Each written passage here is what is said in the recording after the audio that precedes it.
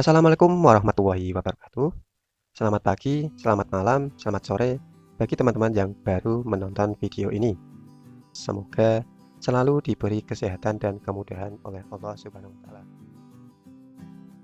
Oke teman-teman, pada video kali ini kita akan membahas soal SKB Guru SD CPNS tahun 2020, yaitu untuk materi kompetensi guru part 51. Oke, sekarang kita ke contoh soalnya. Untuk soal yang pertama, kompetensi yang harus dimiliki guru meliputi kompetensi pedagogik, kompetensi kepribadian, kompetensi profesional, dan kompetensi sosial. Tercantum dalam UU DRI nomor A 13 tahun 2005, B 14 tahun 2005, C 15 tahun 2005, D 16 tahun 2005, atau E 20 tahun 2005. Ya, jawaban yang tepat adalah yang B, nomor 14 tahun 2005. Pembahasannya, menurut Undang-Undang nomor 14 tahun 2005 tentang guru dan dosen pasal 10 ayat 1, kompetensi guru meliputi kompetensi pedagogik, kompetensi kepribadian, kompetensi sosial, dan kompetensi profesional yang diperoleh melalui pendidikan profesi atau yang biasa kita kenal dengan PPG. Jadi jawaban yang tepat untuk nomor 1 adalah yang B. Selanjutnya soal nomor 2. Kompetensi kepribadian yang harus dimiliki oleh guru adalah titik-titik. A. Guru harus mempunyai aktualisasi diri yang tinggi. B. Guru harus dapat menggunakan proses instruksional yang tepat. C. Guru harus mengenal kemampuan peserta didik. D. Guru harus merumuskan tujuan pembelajaran. Atau E. Guru harus menjadi pemimpin di kelas. Ya, jawaban yang tepat adalah yang A. Guru harus mempunyai aktualisasi diri yang tinggi. Kita lihat pembahasannya. Menurut Paul Suparno, kompetensi kepribadian yang harus dimiliki seorang guru adalah sebagai berikut. Yang pertama, guru harus bermoral dan beriman. Yang kedua, guru harus memiliki aktualisasi diri yang tinggi. Kemudian yang ketiga, guru harus memiliki kemampuan untuk berkomunikasi dengan orang lain.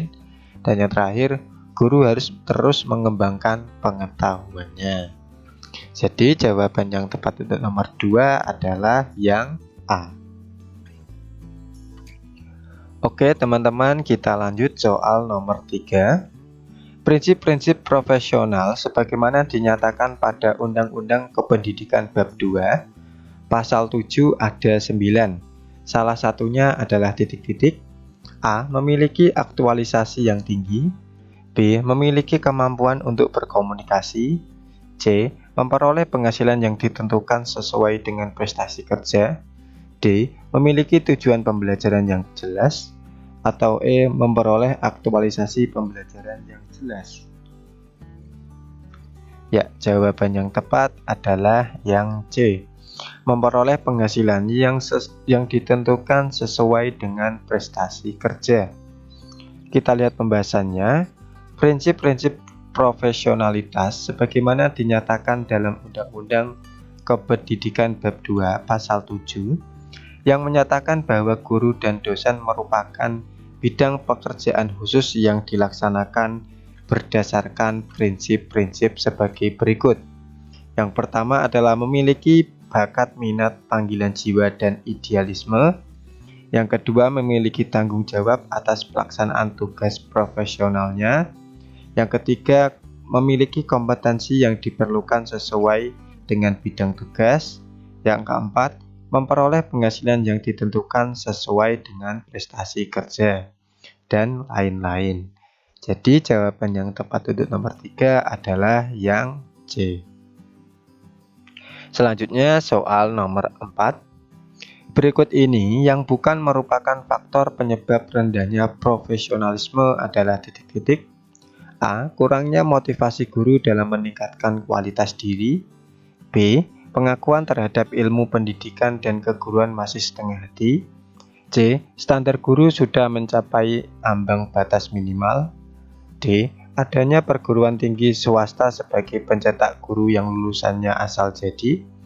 Atau E. Masih banyak guru yang tidak menekuni profesinya secara total. Ya, jawaban yang tepat adalah yang C. Standar guru sudah mencapai ambang batas minimal. Kita lihat pembahasannya. Berikut ini yang merupakan faktor penyebab rendahnya profesionalisme adalah sebagai berikut. Yang pertama, adanya perguruan-perguruan tinggi swasta sebagai pencetak lulusannya asal jadi tanpa memperhitungkan outputnya. Kemudian yang kedua, kurangnya motivasi guru dalam meningkatkan kualitas diri. Yang ketiga, masih banyak guru yang tidak menekuni profesinya secara total. Kemudian yang keempat, renta dan rendahnya kepatuhan guru terhadap norma dan etika profesi keguruan. Dan yang terakhir, pengakuan terhadap ilmu pendidikan dan keguruan masih setengah hati dari pengambilan kebijakan dan pihak-pihak terlibat atau terkait. Jadi jawaban yang tepat untuk nomor 4 adalah yang C. Selanjutnya soal nomor 5. Fungsi guru sebagai fasilitator dan sekaligus sebagai motivator maksudnya adalah titik-titik. A. Guru memfasilitasi semua yang dibutuhkan oleh peserta didik. B. Guru sebagai penyemangat peserta didik dalam proses pembelajaran. C. Guru dapat membangun atmosfer pembelajaran yang baik. D. Guru dapat menjadi mediator bagi peserta didiknya. Atau E. Guru dapat membangun suasana belajar dengan berbagai instruksi dan prosedur pembelajaran. Ya, jawaban yang tepat adalah yang E. Guru dapat membangun suasana belajar dengan berbagai instruksi dan prosedur pembelajaran. Kita lihat pembahasannya. Fungsi guru sebagai fasilitator dan motivator adalah membangun suasana belajar dengan instruksi dan prosedur pembelajaran yang akhirnya mampu membangun semangat dan minat belajar siswa di dalam kelas. Jadi jawaban yang tepat untuk nomor 5 adalah yang E. Selanjutnya soal nomor 6. Guru hendaknya menjadi pencetus ide-ide kemajuan dalam pendidikan dan pengajaran. Merupakan peran guru sebagai titik-titik. A. Informator. B. Inspirator. C. Motivator. D. Fasilitator. Atau E. Inisiator.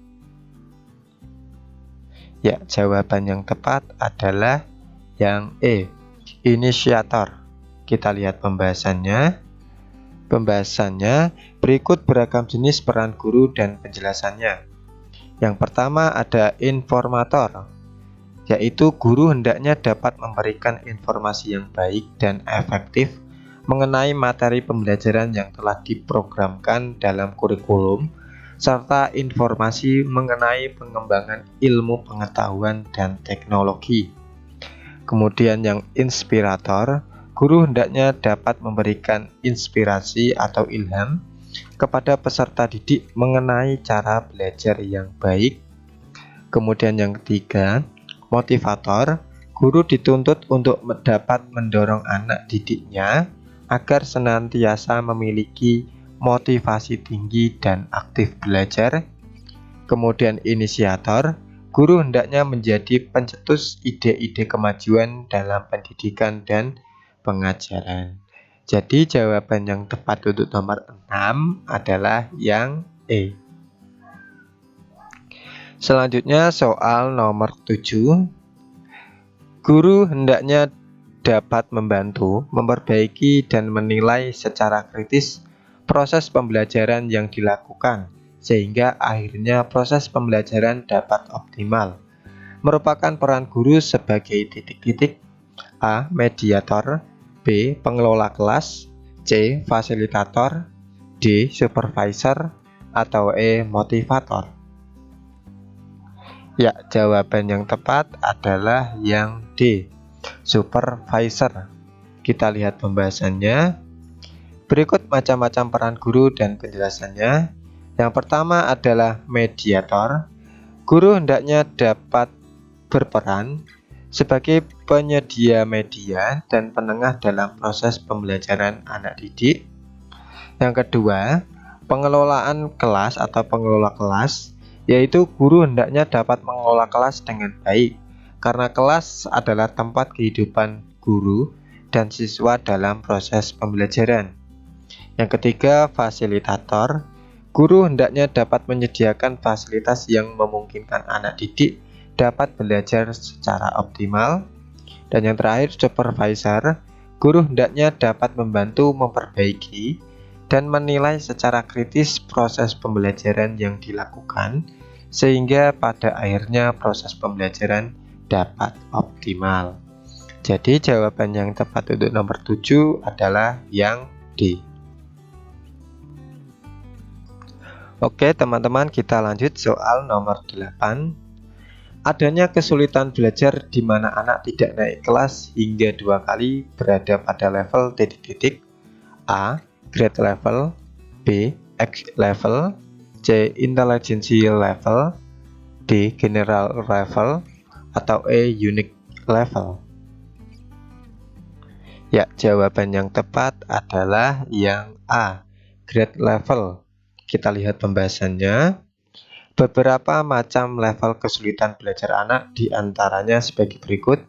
Yang pertama ada grade level, yaitu adanya kesulitan belajar di mana anak tidak naik kelas hingga 2 kali. Kemudian X level, adanya kesulitan belajar di mana anak yang umurnya tidak sesuai dengan kelasnya. Kemudian yang ketiga, intelligence level, adalah kesulitan belajar di mana anak mengalami underachiever. Kemudian yang terakhir, general level, yaitu adanya kesulitan belajar di mana anak secara umum dapat mencapai prestasi sesuai dengan harapan, tetapi ada beberapa mata pelajaran yang tidak dapat tercapai sesuai dengan kriteria yang sangat rendah. Jadi jawaban yang tepat untuk nomor 8 adalah yang A. Selanjutnya soal nomor 9. Pemahaman guru terhadap peserta didik, perencanaan pelaksanaan pembelajaran, evaluasi hasil belajar, dan pengembangan anak didik untuk mengaktualisasikan sebagai potensi yang dimilikinya merupakan definisi dari titik-titik. A. Kompetensi pedagogik, B. Kompetensi kepribadian, C. Kompetensi profesional, D. Kompetensi sosial, atau E. Kompetensi guru. Ya, jawaban yang tepat adalah yang A. Kompetensi pedagogik. Kita lihat pembahasannya. Kompetensi pedagogik adalah kemampuan mengelola pembelajaran peserta didik yang meliputi pemahaman terhadap peserta didik, perancangan dan pelaksanaan pembelajaran, evaluasi hasil belajar, dan pengembangan peserta didik untuk mengaktualisasikan berbagai potensi yang dimilikinya. Seorang guru harus menguasai dan memahami karakter serta mengidentifikasi potensi dan kesulitan belajar siswa. Guru juga harus mampu mengembangkan kurikulum sehingga mampu membuat sebuah rancangan metode pembelajaran yang menarik dan memanfaatkan teknologi dan informasi untuk kepentingan pendidikan. Jadi jawaban yang tepat untuk nomor 9 adalah yang A. Selanjutnya soal nomor 10. Kemampuan guru dalam mengevaluasi hasil belajar anak didik memiliki karakteristik yaitu A. Melaksanakan pembelajaran yang kondusif, B. Menata latar pembelajaran yang tepat, C. Menyusun rancangan pembelajaran, D. Melaksanakan proses penilaian, atau E. Menyusun RPP dan silabus. Ya, jawaban yang tepat adalah yang D. Kita lihat pembahasannya. Kemampuan guru dalam mengevaluasi hasil belajar anak didik memiliki karakteristik melaksanakan atau asesmen proses dan hasil belajar secara berkesinambungan. Jadi jawaban yang tepat untuk nomor 10 adalah yang D. Terima kasih sudah menonton. Jika video ini bermanfaat, silahkan like. Jika tidak bermanfaat, silahkan dislike. Dan jangan lupa sebarkan ke teman-teman kalian jika bermanfaat. Sampai ketemu di video selanjutnya.